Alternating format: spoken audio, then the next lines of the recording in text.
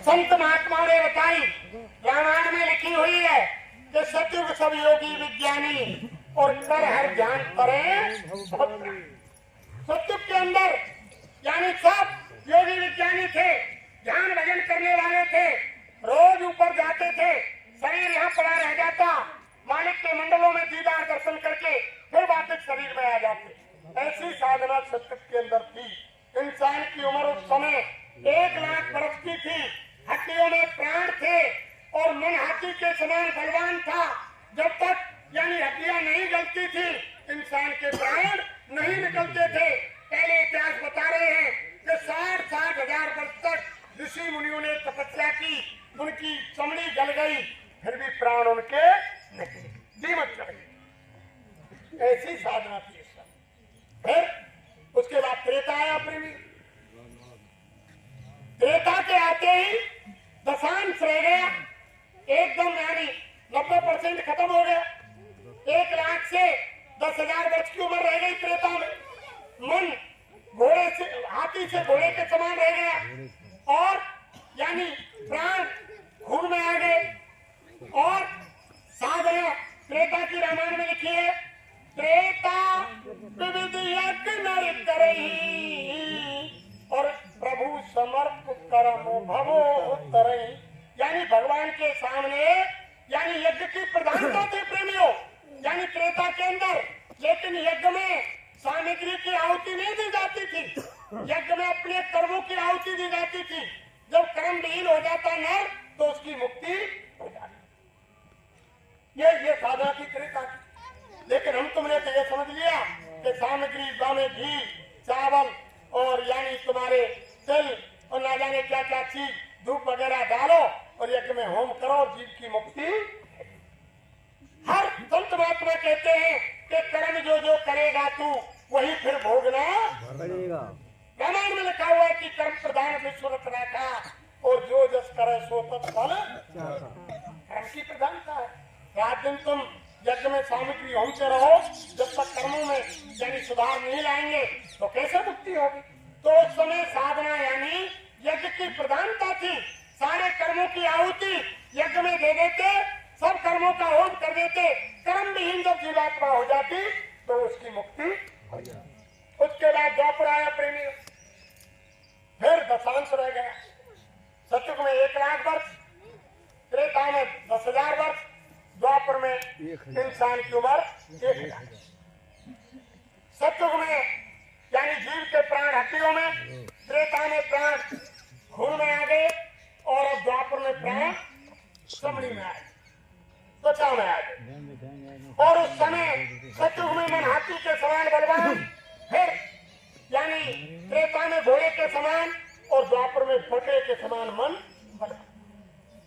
उस समय की पूजा अलग बताई जो रामायण में लिखा हुआ है, द्वापर केवल हरि पद पूजा और न भाव मुक्त का दूजा। यानी हरि की पद की पूजा थी। अब तुम मंदिर में कहीं जाकर के भगवान के पैरों में पूजा कर दे, वो पूजा नहीं है। ये तो हरि के पद कहाँ है प्रेमियों? यहाँ जहाँ पर हमारी माता बहन देवियां बिंदी लगाते हैं, हमारे भाई लोग जहाँ टीका लगाते हैं, हमारे गुरु महाराज बताते थे कि दोनों आंखों के मध्य में वो जीवात्मा बैठी हुई है, यहाँ से सारे शरीर का संचालन कर रही है। यहाँ से यही पावर हाउस है। यहाँ से सब जैसे कहीं आपका बिजली घर बना हुआ है, बिजली घर से अगर लाइन काट दी जाए तो पूरे गांव की बत्ती खत्म हो जाए। ऐसे यह जीवात्मा का प्रकाश सारे शरीर में फैला हुआ है, यहाँ से संचालन कर रही है जगह। और हमारे गुरु महाराज ने बताया कि जैसे शरीर में 2 कान, 2 आंख, 2 नाक, ऐसे जीवात्मा यहाँ बैठी है, उसके अंदर 1 कान, 1 आंख, 1 नाक है। लेकिन हमारी अच्छे बुरे कर्मों की गंदगी से आत्मा के यानी आंख कान बंद हो गए, नाक बंद हो गई, दिखाई सुनाई और सुगंधी सारी सुनना बंद हो गया। जब ऐसे महापुरुष के पास जाएंगे जो यानी वो युक्ति जानता है, जब वो धीरे से अंजन मंजन रोक देगा, उसका ऑपरेशन कर देगा, युक्ति बता देगा, आत्मा की अंदर की आंख खुल जाएगी, वो शिव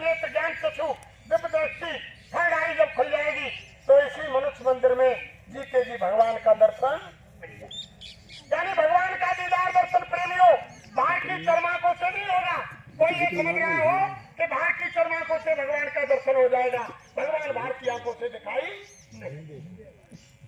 तो हम आप आरती बोलते हैं, कोटन सूरज चांद सितारे, रोम रोम में करें उजारे, सत्य पुरुष करता हर तुमको लाखों प्रणाम। यानी वो परमात्मा कैसा है, उसके एक एक रोम में प्रेमियों अरबों खरबों सूरज चांद यानी प्रकाश दे रहे हैं, और हमारी भारतीय आंख एक सूरज की रोशनी को नहीं सहन कर पाती, एक बिल्डिंग की चमक को नहीं देख पाती, तो अरबों खरबों सूर्य के प्रकाश ऐसा वो यानी दिव्य पुरुष, ऐसा वो दिव्य परमात्मा, उसका यानी उस तेज को कैसे स्वीकार करें। तो वो अंदर की आंख ही परमात्मा का दीदार दर्शन कर सकते। तो प्रेमियों, हरि के पद इस जगह पर हैं, जब यानी महात्माओं से युक्ति लेकर तुम यहाँ उनकी पूजा करोगे। ये युक्ति यानी द्वापर की बताई कि केवल हर पद पूजा यहाँ। उसके बाद यानी प्रेमियों कलयुग आया, और कलयुग में फिर दशांश यानी उम्र रहे, 90% फिर घट गई। सतयुग में 1 लाख, त्रेता में 10,000 वर्ष, द्वापर में 1,000 वर्ष, और कलयुग के अंदर मात्र 100 वर्ष रह गई। और 100 वर्ष तो कोई बिरला बिरला जीता है, नहीं 60, 70, 80 पर ही राम नाम सत्य हो जाए। उसके बाद मन सतयुग में यानी हाथी के समान, त्रेता में घोड़े के समान, द्वापर में बकरे के समान, और कलयुग में चींटी के समान रह गया। और सतयुग में प्राण हड्डी में, और त्रेता में यानी खून में, लोहू में, और द्वापर में त्वचा में, और अब प्राण कलयुग के अंदर शरीर से बाहर यानी कुछ खाएंगे पिएंगे कलयुग के अंदर, तो यानी इंसान जीवित रहेगा, और खाएंगे पिएंगे नहीं तो यानी इंसान तो कलयुग के अंदर शरीर के प्राण बाहर आ गए। तो बताओ, अब इस समय शत्रुवादी साधना को अगर हम कलयुग में करें तो बताओ कैसे हो सकती है। उस समय तो हर एक आदमी, और त्रेतावादी साधना को हम इस समय करें यानी आकर के कलयुग में, तो उस समय 10,000 वर्ष की उम्र थी। और द्वापरवादी साधना को हम कलयुग में आकर करें तो उस समय तो 1,000 वर्ष थी। इसलिए महात्माओं ने, ऋषि मुनियों ने देखा कि अब यानी जीव के अंदर ना तो मनोबल है, ना शारीरिक बल है, ना आयु बल है, इसके अंदर सारी शक्ति क्षीण हो गई। तो कलयुग के अंदर साधना बदल दी, और कलयुग के अंदर क्या कहा कि कलयुग योग एक नहीं जाना, एक आधार नाम बसो, ये काला साधन दूजा, योग यज्ञ जप तप व्रत पूजा। ये सारी चीज कलयुग में रामायण के अंदर लिखा हुआ है, निषेध है। फिर कलयुग में क्या कहा कि कलयुग तेरे नाम आधारा, और सुमर सुमर नर करें। अब बात आती है नाम की। अभी आपको बताई कि वो नाम तो ऐसा है जिसके एक बार लेने से और जीव संसार रूपी भवसागर से पार हो जाता है। तो हम तो रात दिन नाम पुकारे हैं, अब तक तो सारी जीवात्माएं ऐसे खाली हो जाती। तो वो नाम अलग है, वो नाम कहाँ मिलेगा? तो अभी बताया ना कि कोट नाम संसार में ताते मुक्त न होए, आज नाम जो गुप्त है बूझे बिरला। वो नाम ऐसा है, पहले भी था और आज भी है और आगे भी। तो फिर क्या लिखा है रामायण में गुस्से महाराज के नाम रहा संतन आधीना, बिना संत कोई नाम ना जीना। वो नाम संतों के अधीन है। जिस नाम में महात्मा संत वो पावत डाल देते हैं, उसी नाम से जीवों का कल्याण। जैसे भी बताया, सत्य साहब को जगाया कबीर साहब ने, गुरु नानक के भाई गुरु को गोसाई महाराज ने राम नाम को जगाया। उसके बाद यानी मथुरा आगरा में और राजा स्वामी ने हम जगाया शिवदास जी ने। उसके बाद हमारे गुरु महाराज ने जय गुरुदेव नाम को जगाया। तो ये तो नाम की यानी साधना करके संत महात्मा उस नाम में पावत डालते हैं, उसको जगाते हैं। और ये तो हमेशा बताया है कि हर युग का नाम अलग चाहिए, हर युग का यानी हर चीज डॉक्टर अलग चाहिए, हर बने की दवाई अलग होती है, और हर इसके महात्मा अलग होते हैं, हर इसके गुरु अलग होते हैं। हर चीज की यानी भक्त का महात्मा चाहिए, भक्त का यानी गुरु चाहिए, भक्त की दवाई चाहिए, भक्त का डॉक्टर चाहिए, भक्त का नाम चाहिए। हर चीज भक्त की काम देती है प्रेम। अभी गर्मी गई, सर्दी आई, कोई प्रचार नहीं कर सर्दी आ गई तो यानी रजाई कंबल निकालो, ऊनी कपड़ा निकालो, यानी ठंडा खाना बंद करो, फ्रिज कूलर बंद कर दो। जैसे ही सर्दी आई सबने अपना स्वभाव ऐसे हर युग में जब जब युग परिवर्तन हुआ तब तो यानी एक युग की सामग्री दूसरे युग में काम नहीं आई। और हमारे गुरु महाराज ने घोषणा की है कि कलयुग में कलयुग जाएगा और कलयुग में कुछ हजार वर्ष के लिए सतयुग आएगा। कलयुग समाप्त नहीं होगा। जैसे सतयुग समाप्त होने जा रहा था उस समय हिरण्यकश्यप से विनाश हुए, धरती पर महाविनाश हुआ और त्रेता की जाने की तैयारी हुई। अंत में यानी राम रावण का युद्ध हुआ, धरती पर भारी विनाश हुआ। द्वापर में यानी जब द्वापर की जाने की तैयारी हुई तो धरती पर भारी विनाश हुआ। उस समय यानी महाभारत हुआ। ऐसे ही प्रेमियों, आप जो काम कलयुग के चौथे चरण में होना था वो कलयुग के पहले चरण में हो गया। हर युग के अंतिम चरण में होता है। जो इस समय जो कार्य हो रहे हैं सारी चरम सीमा को लांग गए हैं। जो यानी अनैतिक कार्य यानी जो कार्य करने योग्य नहीं थे वो कार्य कलयुग के पहले चरण में हो रहे हैं, यानी सारी चरम सीमा को लांगे। देखो उस समय का जो रावण था वो यानी मर्यादा वाला था, सीता का हरण किया, लेकिन उसे मालूम था कि अगर मैंने इसको छू लिया तो मेरा विनाश हो जाएगा। दूर अशोक वाटिका में रखा। और आज के रावण सीता हरण करते हैं, पहले घरवाली बनाते हैं, फिर उसकी कत्ल करके उसका नामो निशान मेट देते हैं, उनकी मालूम भी नहीं पड़ती है। तो गुरु महाराज कह रहे हैं कि उस समय त्रेता में एक रावण था, द्वापर में एक कंस था, एक दुर्योधन था। तो धरती पर एक राम को आना पड़ा त्रेता में, द्वापर में एक कृष्ण को आना पड़ा। आज तो कलयुग के अंदर घर घर में रावण कंस की प्रवृत्ति हो गई, तो इतने राम और इतने कृष्ण कहां से आए? तो गुरु महाराज ने कहा कि यार किसी यानी राम रावण का युद्ध मैदान में हुआ और यानी महाभारत मैदान में हुआ। हमारे गुरु महाराज कह रहे हैं अब का जो महाभारत होगा कलयुग का वो किसी मैदान में नहीं होगा, वो कहाँ होगा? गुरु महाराज कह रहे हैं कि कहीं जय गुरुदेव पुकार, जमाना बदलेगा, प्रजा बहुत मरेगी जग में और लाशें पड़ी पड़ेंगी घर घर में, उठाने वाले मिलेंगे ना यार, जमाना बदलेगा। वो महाभारत घर घर में होगा प्रेमी, आंगन आंगन में होगा, लाशों का बिछोना हो जाएगा, कोई उठाने वाले नहीं होंगे। 2019 में आपने देखा एक कोरोना नाम का छोटा सा यानी फिल्म का ट्रेलर आया, हिंदुस्तान ने विश्व को तबाह कर दिया, सारा प्यार मोहब्बत खत्म हो गया, यानी सब बाप बेटा का प्यार खत्म, माँ बाप का प्यार खत्म। गुहार लगा रहे हैं, बहू बेटा को बीमारी हो गई तो बहू बेटा कह रहे हैं मम्मी पापा बचाओ, मम्मी पापा कह रहे हैं बहू बेटा दूर रहो, तुमको तो बीमारी लग गई, परिवार को क्यों मारना चाहते हो? डॉक्टर आएगा अलग रहो। यानी किसी ने किसी को देखा नहीं, किसी ने किसी को छुआ नहीं। कोई हमारा मरीज अस्पताल में भर्ती हो गया, मर गया तो डेड बॉडी पॉलीथिन में पैक होकर आई, किसी ने शक्ल को नहीं देखा प्रेमियों, छुआ तक नहीं। बाबा जय गुरुदेव कह रहे हैं उस समय तुम्हारा प्यार मोहब्बत कहाँ चला गया? अंतिम समय तो यानी मृतक का चेहरा देखते हैं, किसी ने देखने की क्या चलाए, छुआ तक नहीं, ये भी नहीं देखा कि हमारे मरीज की बॉडी है या और किसी की पैक कर दी है, किसी ने नहीं देखा। प्रशासन के लोग आए, जलाकर चले गए। अब बाबा जय गुरुदेव कह रहे हैं जब एक छोटी सी बीमारी ने यानी तबाह कर दिया, यानी स्कूल बंद, बस बंद, ट्रेन बंद, बाजार बंद और यानी गांव बंद, सब बंद कर दिए चारों तरफ। कोई कोरोना को मरीज गांव में निकला हो तो प्रशासन के लोग आगे रुक सीखे, तुम्हारा ही घर है, रास्ता में ना घूम सके, तुम्हारा ही पैसा है, बैंक से ना निकाल सके, बाजार से सामान ना ला सके, इतनी पाबंदी हो गई। बाबा जय गुरुदेव कह रहे ये तो एक फिल्म का ट्रेलर था, एक छोटी सी बीमारी थी। जब 1000 बीमारी एक साथ आएंगी, जब बीमारियों की आंधी आएगी, जब सबकी दाढ़ी में आग लग जाएगी, तो गुरु महाराज ने कहा बच्चा कौन किसकी आग बजाएगा? इसलिए बाबा जी कह रहे हैं कि अगर तुमने बचना है महामारी, बीमारी, भुखमरी, अकाल, सूखा, वर्षा, भूकंप और इन आपदाओं से बचना है तो तुम शाकाहारी हो जाओ।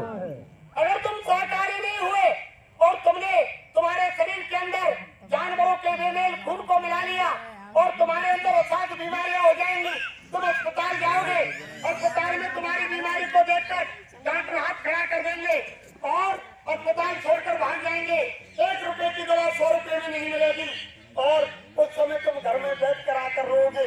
जब तुम्हें महात्माओं की बात याद आएगी और महात्माओं की बात मजबूर होकर माननी पड़ेगी और झंडे के नीचे आना पड़ेगा और मजबूर होकर के जय मुझे बोलना पड़ेगा, कोई चारा नहीं। इसलिए बालाजी को बचा रहे हैं और शाकाहारी शाकाहारी हो जाओगे तो बीमारी से बच जाओगे। सब लोगों की एक दवाई और शाकाहारी हो जाओ। हिंदू मुस्लिम सिख ईसाई शाकाहारी, मानवता का कर दिया नाश, अभी समय है बचना चाहो और फिर मत लेना। बाबा जय गुरुदेव जी की अर्जी है और आपकी, और एक बार फिर मालिक के नाम को प्रेम से बोले।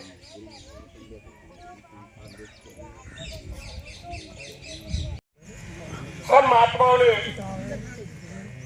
पहले ही बता दिया कि धरती पर यानी जब जब युग का परिवर्तन होता है तो भारी विनाश होता है। हमारे गुरु महाराज ने पहले ही घोषणा कर दी कि ऐसा होगा ऐसा होगा। सन 71, 72, 73 में गुरु महाराज ने सबको आगाह कर दिया। स्वामी महाराज ने जिस समय पानी आता था, बाढ़ चलती थी, गुरु महाराज गहरा मोड़ पर बोले कि बच्चा कुआं में पानी नहीं रहेगा। जिस समय पानी ऊपर ही थे, रस्सी बांध के ले जाने की जरूरत नहीं थी। उस समय 2 रुपया यानी किलो चीनी बिकती थी, 2 रुपया लीटर डीजल बिकता था। उस समय साईं महाराज ने बहुत सारी, उस समय 100 रुपए की यानी गाय आती थी, 200 रुपया यानी तोला सोना था। तो गुरु महाराज ने उस समय बहुत भविष्यवाणी की। लोगों ने बड़े अचंभे किए। तो 100 रुपया में गाय मिल आई तो साईं महाराज ने कहा कि बच्चा गाय की कीमत 1000 रुपए से ऊपर हो जाएगी। लोगों ने अचंभे करे। साईं महाराज ने कही कि कुआं में पानी नहीं रहेगा। साईं महाराज बोले कि सरसों को तेल 100 हो जाएगा, लाल मिर्च 100 हो जाएंगी। गुरु महाराज बोले और यानी सोनो 10,000 रुपया तोला से ऊपर बिक जाएगा। जब 200 रुपया तोला बिकाओ। डीजल पेट्रोल की गुरु महाराज ने कही कि यानी डीजल 25 रुपया लीटर से अधिक हो जाएगा, पेट्रोल 40 से अधिक हो जाएगी। जब यानी ना कुछ भी मिलो तो लोगों ने बड़े अचंभे करे कि ऐसा कैसे हो जाएगा। लेकिन जब समय सामने आया प्रेमियों लोगों के, तो लोगों ने जब बातें सुनो, जब कुआं में पानी बीत गए, 300 फुट नीचे पानी चले गए, जब लोग अब कहे कि बाबा जी की एक एक बात बदल, तो बाबा जी की वाणी कटने वाली नहीं है प्रेमी। उन्होंने जो जो शब्द कहे हैं वो होगा। और वो चीज यानी देखो, उससे पहले जो हमारे गुरु महाराज ने घोषणा की है, उससे पहले सूरदास जी लिखे, सूरदास जी अपने सूर सागर में लिखे कि अरे मन धीरज क्यों न धरे, अरे मन धीरज क्यों न धरे, सम्मत 2000 के ऊपर तो योग पड़े और पूरा पश्चिम उत्तर दक्षिण 24 काल खड़े, अकाल मृत्यु जगमय व्यापे प्रजा बहुत मरे, अरे मन धीरज क्यों न धरे। ऐसा होगा, इतना विनाश होगा धरती पर।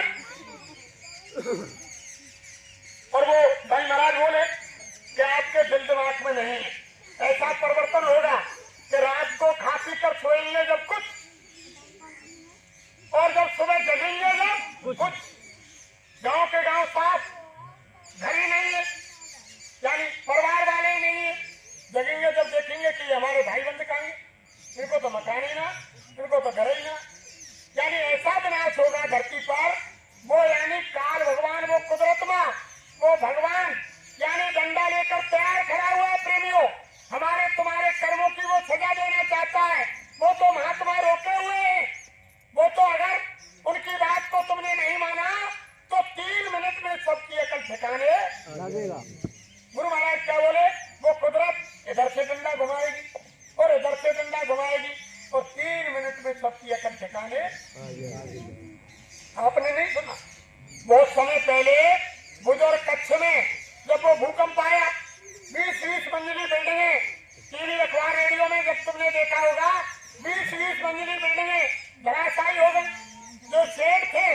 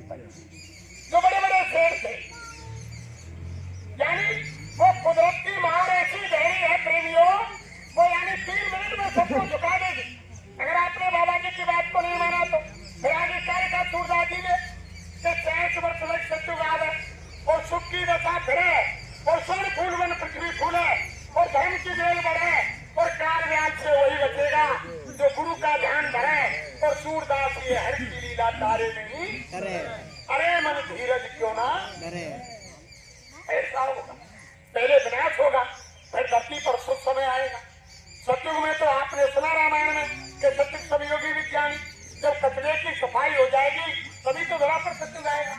फिर दूसरे पद में लिखा सूरदास जी ने, कहे मन धीरज क्यों ना धरे और सम्मत 2000 के ऊपर 56 वर्ष चढ़े, माघ मास संवत्सर व्यापे सामन ग्रहण करे और एकादशी को नक्षत्र 6 हो रथ को चंद्र चढ़े और विमान अंबर में जावे ग्रह ग्रह युद्ध मारुत विस्फेटे जग में प्रजा बहुत मरे और 12 को सिखाए जाकी कंठ को तेज भरे और सूरदास ये है की लीला तारे नहीं करे और काल व्याध से वही बचेगा जो गुरु का ध्यान धरे। ये सूरदास जी लिख गए। इसका मतलब कि जब चीन और पाकिस्तान जब विकसित होगा प्रेमियों, चीन पाकिस्तान जब कीटाणु बम गैस के जहरीले बम जब डालेगा, जब जहर में हवा में जहर मिलेगा तो इंसान की सांस में जाएगा, 5 मिनट के अंदर धरती पर यानी गिर पड़ेगा। उस समय क्या होगा गुरु महाराज बता रहे, सूरदास जी बता रहे हैं कि ऐसा विनाश होगा कि 12-12 कोस पे दियो दिखाई 2-10 कोस सिखाओ जाती कंठ को तेज भरे, यानी 12-12 कोस तक दिया दिखाई देगा, इंसान की आवाज नहीं जाएगी। और हमारे गुरु महाराज मन से बोले, अरे बच्चा सूरदास 12-12 कोस लिख गए। गुरु महाराज ने कहा कि मैं कह रहा हूँ कि 20-20 कोस तक चिराग दिखाई नहीं देगा। अब 20 कोस हमारे धरा मोड़ से मथुरा बैठे 60 किलोमीटर, बता दो इतनी दूर तक कोई इंसान से इंसान नहीं मिलेगा जब प्यार मोहब्बत पड़ेगा। आप तो 100 आदमी की हत्या कर रहे हो, एक हाथ में आदमी को सर ले जाओ और एक हाथ में जड़ ले जाओ बड़ी। लेकिन वो समय आ रहा है भयानक प्रेमियों, इसलिए बाबा जी सबको बचाना चाहते हैं। वो तो सबको समझा रहे हैं, वो तो यानी बहुत दयालु हैं। वो इसलिए कह रहे हैं कि मेरी बात को मान लो। समय को उन्होंने बहुत आगे बढ़ा दिया। ये सारा काम तो धरती पर 1980 में होना था, 80 में भक्ति होनी थी, लेकिन गुरु महाराज ने 79 में काशी के अंदर यज्ञ करके और शंकर भगवान विनाशकारी को जो तीनों शक्तियों को अलग अलग काम दिए हैं, ब्रह्मा विष्णु महेश, ब्रह्मा जी का काम है उत्पत्ति करना और विष्णु का काम है पालन करना और शंकर भगवान का काम है उनका संहार करना। तो संहारकारी शक्ति को गुरु महाराज ने 15 फरवरी से 25 फरवरी सन 1979 में और काशी की यज्ञ में बुला करके उनको प्रसिद्ध कर लिया। जब भोले बाबा वहां आगे प्रकट हो गए तब बाबा जय गुरुदेव से कहने लगे कि बाबा जय गुरुदेव बताओ अब मैं किस दिशा से यानी विनाश की तैयारी करूं। तो गुरु महाराज ने कहा, हे भोले बाबा रुको, अभी विनाश नहीं करना है, अभी मुझे और समझाना है, अभी आप रुको, मुझे विनाश ही करवाना था तो तुमको बुलाने की जरूरत नहीं थी, मैंने तुमको विनाश करने के लिए यहाँ नहीं बुलाया है, तुम ठहरो। यानी उसी समय शंकर भगवान को रोक दिया। फिर भोले बाबा ने कहा कि बाबा जय गुरुदेव जी महाराज अब मैं कैलाश छोड़ करके और काशी में आ गया, अब मैं वापस कैलाश नहीं जाने वाला हूँ, अब मैं विश्व भ्रमण के लिए निकल रहा हूँ, सारे संसार में तुम्हारे भक्तों के साथ जाकर के प्रत्येक इंसान को देखूंगा कि कौन क्या कर रहा है। जब तुम आदेश देंगे तब मैं संहार की तैयारी करूंगा। वो बाबा जी तो इतने दयालु हैं, वो यानी त्रिकालदर्शी होते हैं। अरे प्रेमियों, तुम यानी मनुष्य शरीर में भगवान राम आए, मनुष्य शरीर में भगवान कृष्ण आए, उस समय लोग नहीं पहचान पाए। धरती पर जब महात्मा संत सतगुरु आते हैं, यानी गुरु में और भगवान में कोई अंतर नहीं होता है, एक ही चीज होती है, उनमें कोई अंतर नहीं होता है। तभी तो महात्माओं ने कहा कि गुरु को मानस जानिए और तेनर कहिए अंग और 84 में भटकत खरेर आगे यम का। जिन्होंने गुरु को मनुष्य मान लिया उनकी कभी भी मुक्ति होने वाली। सत्य पुरुष की आरसी और संतन की देह और लखना चाहे अलग को तो इन्हीं में लख ले। ये सब वही होते हैं, कौन मालिक होते हैं।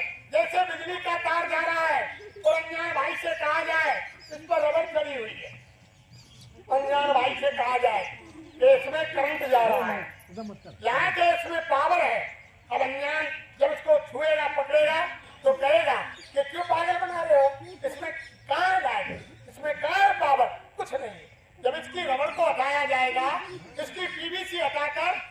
नंगे तार से स्पर्श कराया जाएगा तब उसको महसूस होगा कि इसके अंदर।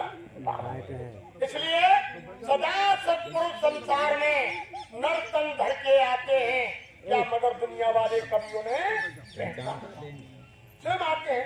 रानी इंदुमती को जब कबीर साहब ने नामदान दिया, प्रेमियों, कबीर साहब ने नामदान दिया, इंदुमती रानी यानी कबीर की भक्त थी और राजा साहब कबीर साहब को नहीं मानते थे, लेकिन वो इंदुमती रानी को जाने से नहीं रोकते थे।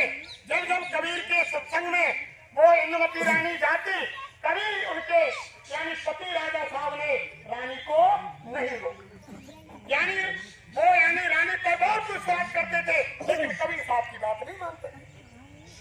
जब इंदुमती रानी ने साधना करके और जब ऊपर के मंडलों में गई, तो जहाँ जहाँ जिस मंडल में इंदुमती रानी ने पैर रखा वहाँ कबीर साहब बैठे मिले। हर मंडल में, हर मुकाम पर, जब सत्यलोक में जब इंदुमती रानी पहुंची, वहां जाकर के देखा कि गद्दी पर कबीर साहब बैठे हुए हैं, सत्पुरुष की जगह पर। जब कबीर साहब से इंदुमती रानी ने कहा, हे गुरु महाराज, तुमने मुझको क्यों नहीं बताया मृत्युलोक में कि यहाँ भी मैं हूँ और वहाँ भी। तब कबीर ने कहा, अरे बच्ची, अगर मैं तुमको वहां कहता कि सत्यलोक से मैं आया हूँ और सत्यलोक में मैं हूँ और संसार में भी, तो तुम मेरा विश्वास। जब तुमने मुझको सस्मृत हर मंडल पर देख लिया है कि संसार में भी यही कबीर बनकर गए और हर मंडल पर यही कबीर बैठे हैं और सत्यलोक में भी यही कबीर साहब बैठे हैं, तब तूने विश्वास मुझ पर। तब इंदुमती रानी ने कहा कि हे मालिक, हे दयालु, अब मुझ पर ऐसी दया करो कि मेरे स्वामी, मेरे पति देव को भी आप अपने चरणों में बुला, आप अपने चरणों में बुला लो। तब कबीर साहब ने कहा, हे बच्ची, वो तो मुझको मानते नहीं, वो मेरी बात को मानते नहीं। तब उन्होंने क्या कहा इंदुमती रानी ने, हे स्वामी, हे दयालु, चाहे वो भले तुम्हारी बात को नहीं माने, लेकिन तुम्हारे यहाँ जाने से मुझको उन्होंने कभी, अगर वो मुझको रोक देते तो मैं तुम्हारी भक्ति कैसे कर पाती। उनकी दया से, उनके सहारे से ही मैंने तुम्हारी भक्ति की है। हे दाता दयालु, जब उन्होंने भक्ति करने से मुझे नहीं रोका, तो इतनी दया तुम मुझ पर करो, मेरे पति को भी तुम्हारे चरणों में बना। जब कबीर साहब ने कहा, चलो बच्ची, जब तुम ये चाहती हो तो तुम्हारे पति को मैं भी तुम्हारी शरण में बना। जब थोड़ी देर के अंदर कबीर साहब गए और राजा साहब के यानी अंगूठा टेका और उनकी तीसरी आंख खोल दी, ऊपर के मंडलों का नजारा खोल दिया और उनके यानी पति राजा को भी सत्यलोक में बुला। अभी तो कहा है कि घर में अगर कोई एक भगत हो गया, एक भक्त पैदा हो गया और यानी वो भक्ति के रास्ते पर चल गया, तो वो 7 पीढ़ी को तार देता है। प्रेमियों, 3 पीढ़ी पहली और 3 आगे की और एक जो चल रही है, जो भगत हो गया। तभी तो रामायण में लिख दिया कि पुत्रवती युवती जब सोई और राम भगत ताकर सुतो। यानी पुत्रवती वही माता बहन देवियां हैं जिनका बेटा जन्म लेकर के धरती पर आकर के भगवान की भक्ति, और जो भक्ति नहीं करता फिर क्या कहा कि मांस मछलियां खाते हैं और सुरापान के हित और ते नर नर के जाएंगे माता पिता सवेद। अगर आपने अपनी संतान को, अपने पुत्र को गलत रास्ते से नहीं रोका, तुम भक्ति कर रहे हो, माता पिता, तुम्हारा बेटा मांस मदिरा खा रहा है, व्यभिचार कर रहा है, जुआ खेल रहा है, अनैतिक कार्य कर रहा है, झूठ बोल रहा है, चोरी कर रहा है, रिश्वत ले रहा है, अगर तुमने रास्ता नहीं बदला तो माता पिता को भी सीधे उनके साथ नरक जाना पड़ेगा। क्योंकि सबसे पहले अपनी संतान के गुरु माँ बाप होते हैं। प्रेमियों, माँ बाप, तभी तो कह दिया रामायण में साफ लिखा है कि दे धरे का फलिए भाई और भजऊ राम सब काम, यानी सब कामों को छोड़ करके ये मनुष्य शरीर भगवान के भजन के लिए मालिक ने दिया है। आहार निद्रा भय मैथुनम, पेट भरना, बच्चे पैदा करना, धन संग्रह करना, मकान बनाना, ये तो जानवर पक्षी भी करते हैं। जानवर पक्षी भी बच्चे पैदा करते हैं, उनकी परवरिश करते हैं, दूर दूर से दाना लाकर छोटी छोटी चिड़िया पेट भरती है। अगर यही काम आप हम मनुष्य शरीर पाकर बच्चे पैदा करना, पेट भरना, घोंसला बनाना, जानवर पक्षियों की तरह करें तो मनुष्य और जानवर पक्षी में फिर कोई अंतर नहीं। ये तो विशेष काम के लिए मालिक ने दिया है। इसलिए समय निकाल करके प्रेमियों मालिक का भजन अवश्य करें। हम अपनी माँ के गर्भ में वादा किया है कि 24 घंटे करेंगे। हमारे गुरु महाराज ने इतनी दया की और मन से कहा कि बच्चा, मैं जानता हूँ कि 24 घंटे भजन तुम नहीं कर सकते, लेकिन इतना करो, 22 घंटे संसार के काम करो, दुकान दफ्तर खेती का काम करो। हमारे गुरु महाराज किसी का घरबार नहीं छुड़ाते, किसी को साधु सन्यासी नहीं बनाते, किसी के बीवी बच्चे नहीं छुड़ाते। भाई महाराज ने तो यही कहा कि जहां भी तुम काम करते हो दुकान दफ्तर खेती का, ईमानदारी मेहनत से करो। शाम को घर में आओ, बाल बच्चों की सेवा करो, आए गए का आदर सत्कार करो। जब खाट में लेटने सोने बैठने जाओ, जब कोई संसार का तुम्हारे पास काम नहीं हो, उस समय खाट में लेटकर बैठकर कुर्सी पर जमीन पर जैसे तुम्हें सुविधा हो, सच्ची आत्मा से सच्चे भगवान का चिंतन भजन 1 घंटा शाम को और 1 घंटा 2 घंटा कर दिया मात। हम आपने वादा कितना किया? 24 घंटे का। जो भी बताया कि आगे प्रभु कृपा करो यही भांति और सब तज भजन करूं दिन राति। सबने माँ के गर्भ में वादा किया कि मुझे काल कोठरी से बाहर निकाल दे, मैं 24 घंटे तेरा ही भजन। इसलिए आज मौका है, आप मालिक के दरबार में ये संकल्प लें। जैसे हम शरीर रक्षा के लिए सुबह दोपहर शाम 3 समय भोजन करते हैं। सुबह नाश्ता, दोपहर को फिर भोजन, शाम को फिर भोजन। और शरीर की कीमत किसके पीछे है प्रेमी? जीवात्मा के पीछे। अगर शरीर से आत्मा निकाल दी जाए तो शरीर की कोई कीमत नहीं। तो बताओ, आत्मा को किसी ने भोजन दिया? शरीर को तो तुम रोजाना तेल साबुन से स्नान कराते हो, अच्छा भोजन कराते हो, अच्छे कपड़े पहनाते हो, अच्छी झोपड़ी मकान में रहते हो, अच्छी गाड़ियों में घूमते हो, लेकिन आपने कभी सोचा नहीं कि शरीर की कीमत जीवात्मा के पीछे है। जब जीवात्मा निकल जाएगी तो इसकी कोई कीमत नहीं है। 5 मिनट के अंदर सारा परिवार, सारा गांव, तुम्हारे बीवी बच्चे, नाते रिश्तेदार सब तुमसे मुंह मोड़ लेंगे, तुम्हारी शक्ल नहीं देखेंगे, कहेंगे इनका मुंह ढक दो, अब इनकी शक्ल नहीं देखी जा रही है। तुम आत्मा कहते हैं, उस आत्मा का भी कुछ काम कर लो, आत्मा का भी भोजन दे दो। आत्मा का भोजन खीर, हलवा, पूरी, लड्डू, सूखे गीले फल, मेवा, दूध, घी, अन्न इत्यादि ये नहीं है। ये शरीर का भोजन है। आत्मा का भोजन है भगवान का भजन, भगवान का चिंतन, भगवान का ध्यान, भगवान की प्रार्थना। कभी किया आपने? और मनुष्य शरीर बेकार चला जा रहा, सांसें निकली जा रही है, आप शरीर रक्षा में लगे हुए। अब की बार अगर आपने मनुष्य शरीर को सार्थक नहीं किया, भगवान का भजन नहीं किया, तो 84 में डाल दिए जाओगे, गधा घोड़ा मुर्गा सुअर भैंसा बना दिए जाओगे और कर्मों की सजा भुगतते रहोगे। फिर ये मनुष्य शरीर दोबारा आपको नहीं मिलेगा।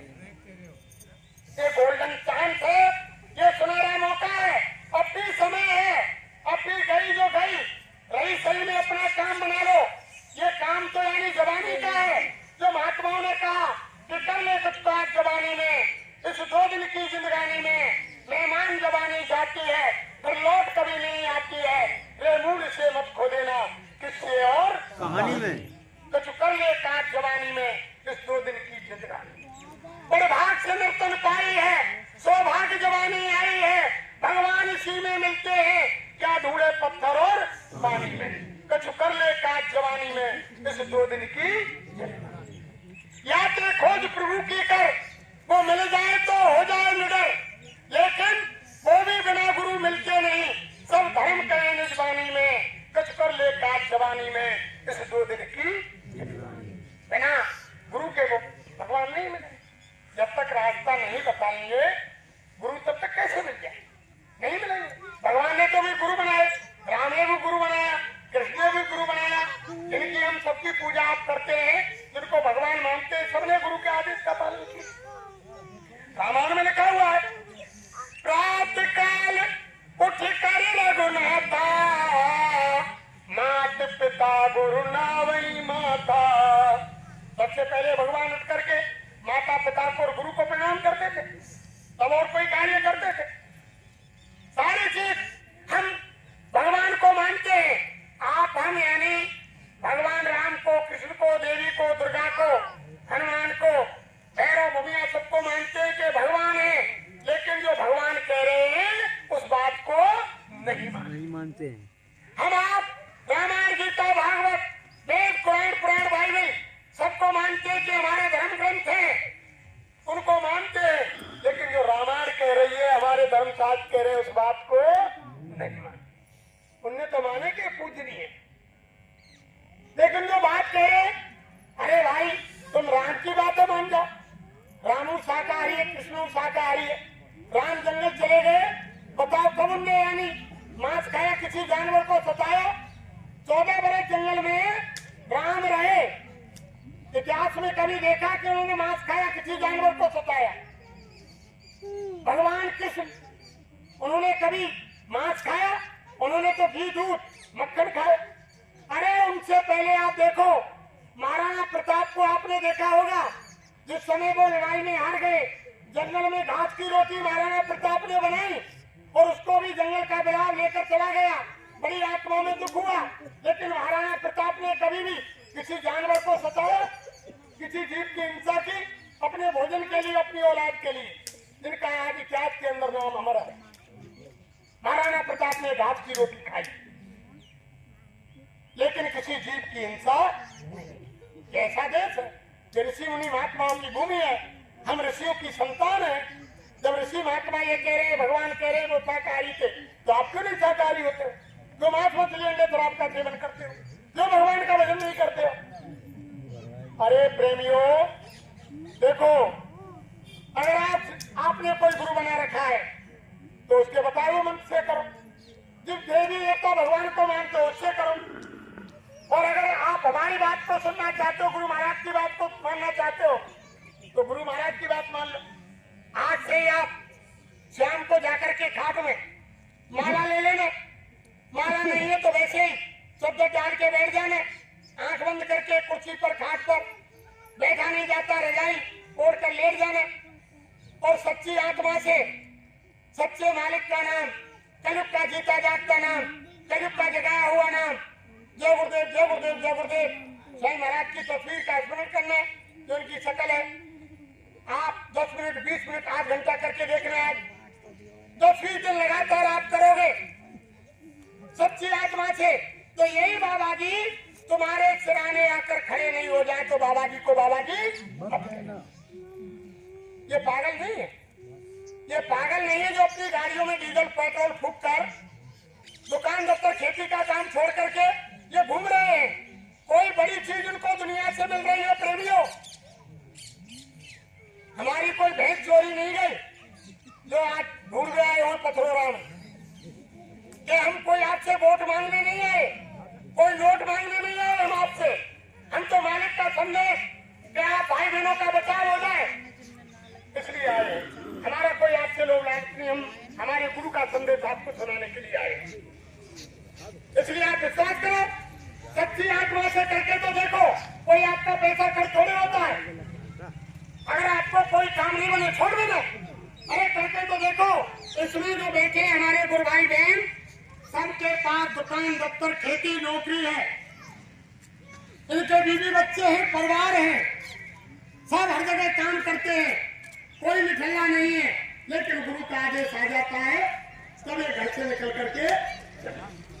मीराबाई हमारी माता बहन देवियों में चित्तौड़ की महारानी मीरा हुई, जिन्होंने भगवान की भक्ति की, भगवान की भक्ति में राज पाठ धनधान सबको त्याग दिया और भगवान की दीवानी हो गई। और लोग कहने लगे कि ये तो उनकी सास ने बड़े ताने दिए। अभी तो बाप लोगों ने कह दिया कि कामी क्रोधी लालची और इनसे भक्त न हो, और भक्त करे कोई सूरमा जात वरण कुल। भक्ति तब होगी प्रेम। और भक्ति फिर होगी कैसे, उसकी शुरुआत कैसे होती है? भक्त स्वतंत्र सकल गुण खानी और बिन सत्संग न पावे मेरा सत्संग नहीं है। जब महात्माओं के सत्संग सुनेंगे, महापुरुषों के पास जाएंगे तो वो भक्ति मिलेगी। तो मीरा राय ने सब कुछ जान लिया। जब क्या कहा कि पर घुंघरू बांध मीरा ना छीरे, और लोग कहे मीरा भई बाबरी, सास कहे कोई ना छीरे। पैरों में घुंघरू बांध के वो महारानी चित्तौड़ की रानी पैरों में घुंघरू बांध के संसार के सामने नाचने लगे कि मेरा तो गिरधर गोपाल दूसरो प्रेम की दीवानी हो। भगवान जब उसकी सास ने क्या कहा कि ये तो हमारे कुल को खानदान को नाश करेंगे और राजपूत घराने क्षत्रिय और ये यानी जाति के चमार बैदास गुरु उनके पास जाती है, हमारे खानदान को बच्चा लगा रही है। तो राणा से कहा कि इसको खत्म करवा दो। तो राणा ने जहर का प्याला लेगा प्रेमियों। जब जहर का प्याला सिपाही लेकर गए मीरा के पास, तो मीरा को कहा कि महारानी जी, ये राणा साहब ने आपके लिए प्याला भेजा है, मेरे परिवार वालों ने वो यानी इस प्याले को पी गए। और जहर का क्या बन गया? अमृत। कब बन गया? जब वो बेहोश हो गई थोड़ी देर के लिए, तो उनके सतगुरु वेदांती महाराज आ गए। मीराबाई बेहोश पड़ी, मीराबाई के सर पर हाथ घुमाया, आंखें खोली, आंखें खोलते ही नजर गई ऊपर। तब मीरा ने कहा, हे दाता दयालु सतगुरु महाराज, आप क्यों आए? तब वेदांती महाराज ने कहा कि बच्ची मीरा, तुम बड़ी बेसब्र हो कि महाराज कैसे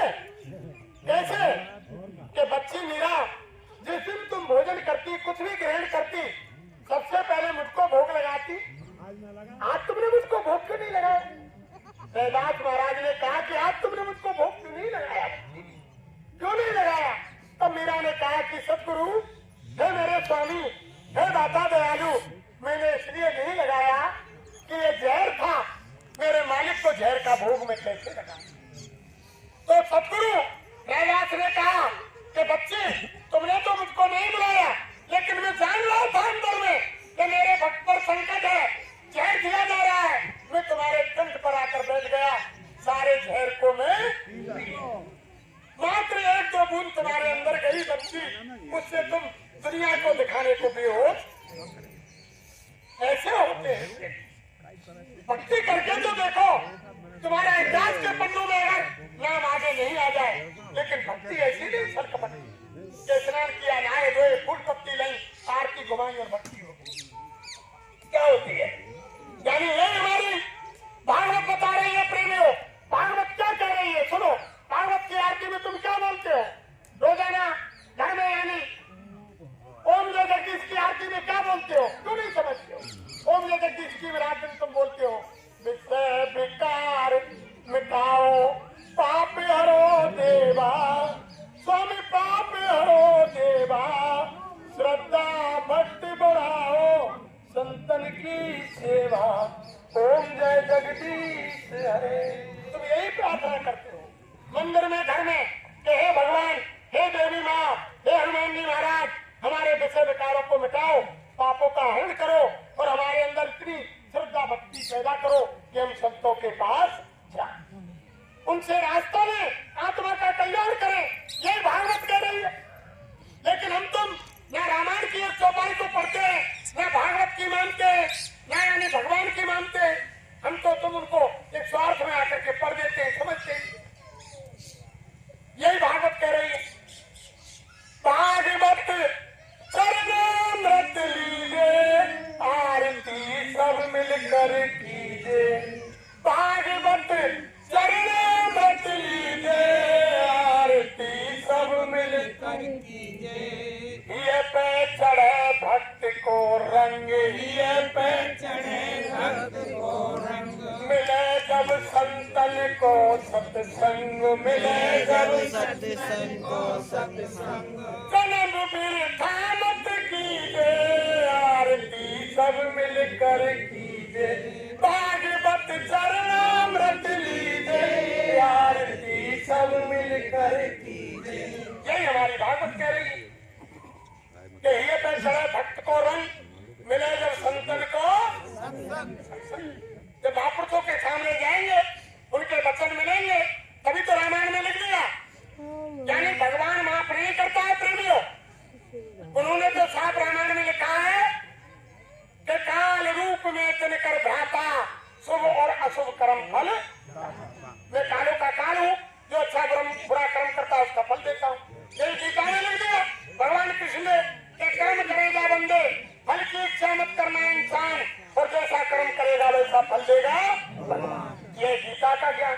माफ करने वाले महापुरुष होते हैं जो रामायण में लिखा है कि सन्मुख हो जीवन जबई और जन्म को टगना से जबई नाम हृदय पड़े और हो पाप को नाश और जो श्रृंगारी आग की परत पुरानी।